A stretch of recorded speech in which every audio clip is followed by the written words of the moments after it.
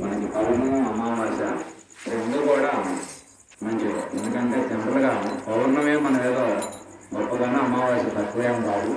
జ్ఞానపరమైన విధానంలో రెండు కూడా మనకి సంబంధమే ఉండేది కాబట్టి ఈరోజు పౌర్ణమి రావడం అనేది మంచిది. ఇక జనాలందరూ కూడా పాపం పనులు బిజీగా ఉండటం వల్ల కొంత ఆరోగ్య సమస్యల వల్ల ఎందుకంటే అనేక రకాలుగా జ్వరాలు ఏమి రావడం వల్ల దగ్గరగా నాటి మన జన 50 మంది. సరే, మరి ఇలా చూసుకుంటే మనం ముఖ్యంగా ఈ ఆధ్యాత్మిక విధానంలో చక్కగా మనం శిష్య పరంపరగా శ్రవణాదులు అనే వాటిని మనం తీసుకున్నట్లయితే శ్రవణము, మననము, నిధిధ్యాసం ఈ మూడింటిని శ్రవణాదులు అని చెప్పుకోవడం జరుగుతుంది. శ్రవణం అంటే చక్కగా వినాలి, ఎంతో శ్రద్ధ వినటం అనేది ఒక గొప్పగా ఉంటుంది. ఎందుకంటే వింటే చెప్పేదంతా కూడా ఈయనే మనిషిలో ప్రవేశిస్తుంది. అప్పుడు ఈయనకి ఆయనకి భేదం లేదు. శ్రద్ధ, ఉత్సాహము,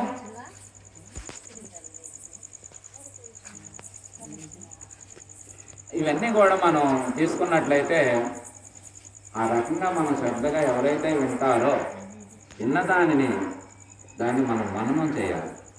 మననం అంటే మానసిక పరిశోధన అనేది మనకి చాలా అవసరం.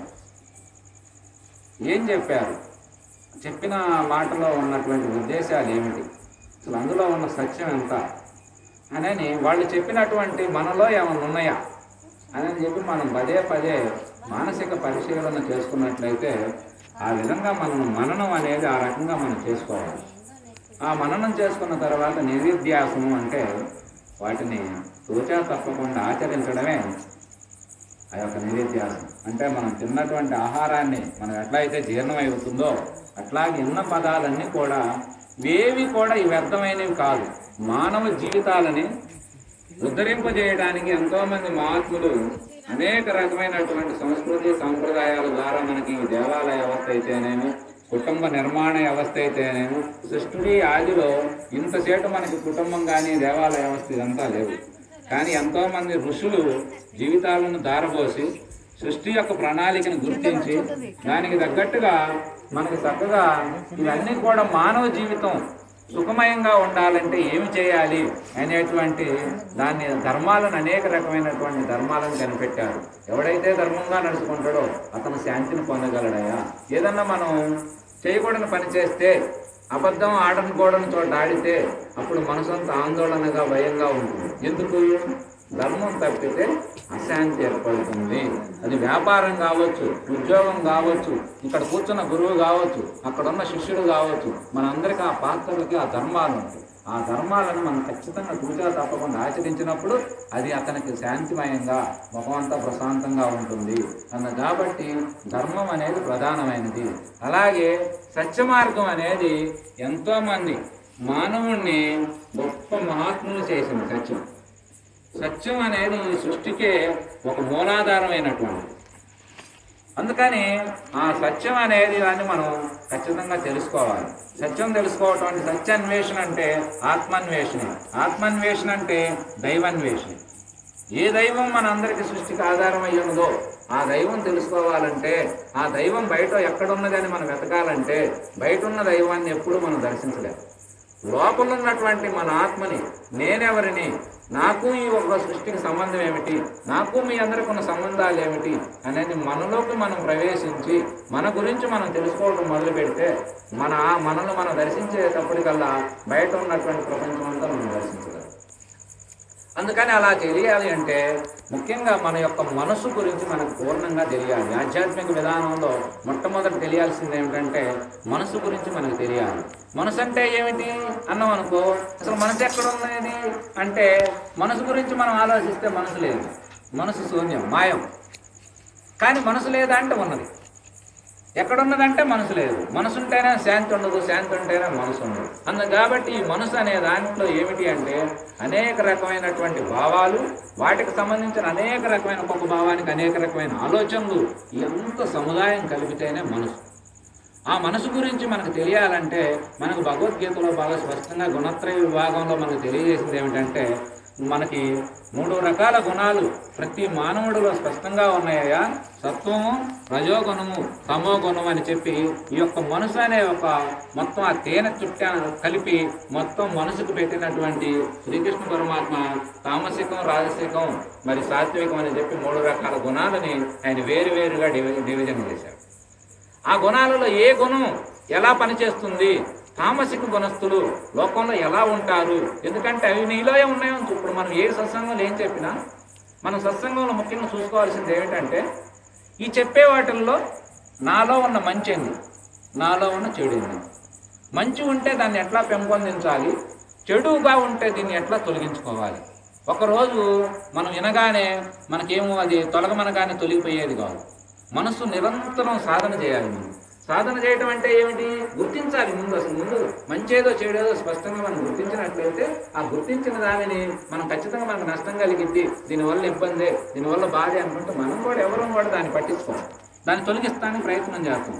కానీ అలా తెలియకపోవటం వల్ల మనకి ఇంక సహజంగా ఏదో ఇంతకంటే లేదేమో జీవితం, ఒకవేళ మనిషిని ఇట్టనే ఉంటామేమో, ఇట్టనే బాధలు పడాలేమో, ఏమీ లేదు. ఎందుకంటే దేహం స్వామి ఇచ్చాడు, కానీ దాన్ని శుభ్రం చేసుకోవటం, దాన్ని సక్రమంగా సరి చేసుకోవటం, దాన్ని అనేక రకమైనటువంటి ఆలోచనలు అవన్నీ నువ్వు సరి చేసుకోవటం మన చేతుల్లో ఉంది.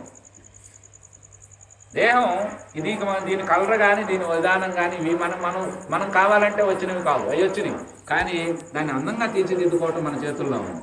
మంచి ఆహారం తీసుకోవటం మన చేతుల్లో ఉంది, కానీ జీర్ణం చేయటం అది అమ్మవారు తీసుకోవాలి. అంతేగా మనందరం ఆహారం రకరకాల పదార్థాలు సేవిస్తాం, కానీ వీటన్నింటిని జీర్ణం చేసేది ఎవరు? అమ్మవారు చేయాలి. కానీ మన పని మాత్రం మనం చేయాలి. ఇట్లా మన పని ఏది, దేవుని పని ఏది అనేది మనం స్పష్టంగా తెలుసుకోవాలంటే ముందు మనసు అనే దాని గురించి మనం తెలుసుకోవాలి.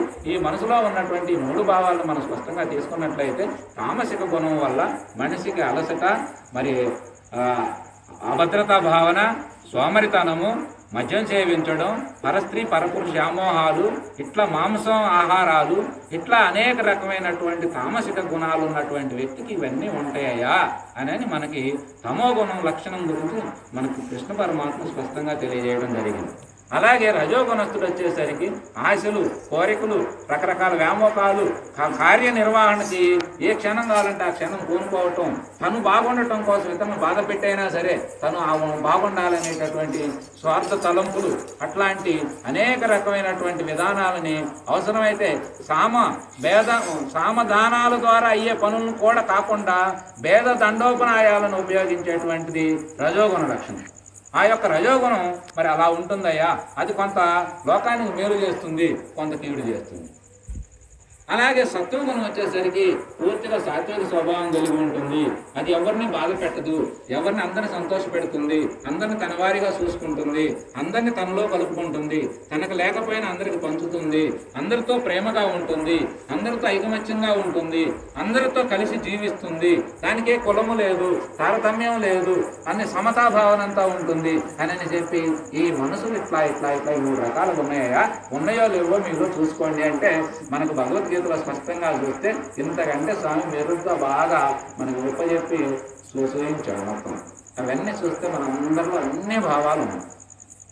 మరి ఎవరిలో అవి లేవు అంటే అందరిలో ఉన్నాయి, కానీ వాటిని ఎట్లా డివైడ్ చేసుకోవాలి, వాటిని ఎట్లా అదుపు చేసుకోవాలి, వాటిని ఎట్లా మనం కొన్నిటిని జయించాలి అనే విషయాన్ని మనం ఇవన్నీ కూడా ఆధ్యాత్మిక సాధన ద్వారా, ముఖ్యంగా ఈ లోకంలో ఏంటంటే మన భారతీయ సంస్కృతిలో మనకి 2 రకాల విద్యల్ని అందించడం జరిగింది. ఒకటి అపర విద్య, 2 పరవిద్య. ఈ పరవిద్యే ఆత్మవిద్య అని, బ్రహ్మ విద్య అని, ఇట్లా మనకు అనేక రకమైనటువంటి సాధనల ద్వారా ఈ పేరు పెట్టడం, ఇట్లాంటి మహాత్ములందరూ మనకు బోధించేదంతా బ్రహ్మ విద్య. ఇది చాలా విలువైన విద్య. ఇది వాస్తవాన్ని చాలా రహస్యమైనటువంటి విద్యగా కూడా పరిగణించడం జరిగింది. అందుకంటే అపర విద్య అనేది లోకంలో ఈరోజు మన పిల్లలందరూ చదువుకుంటా ఉన్నారు. ఎన్ని చదువులు చదివినా కానీ ఆ చదువులన్నీ ఈ కారణం ఏమి చేస్తాయి, భౌతికమైనటువంటి సంపదల్ని అవన్నీ మనకు సమకూరుస్తాయి. ఆ సంపదలు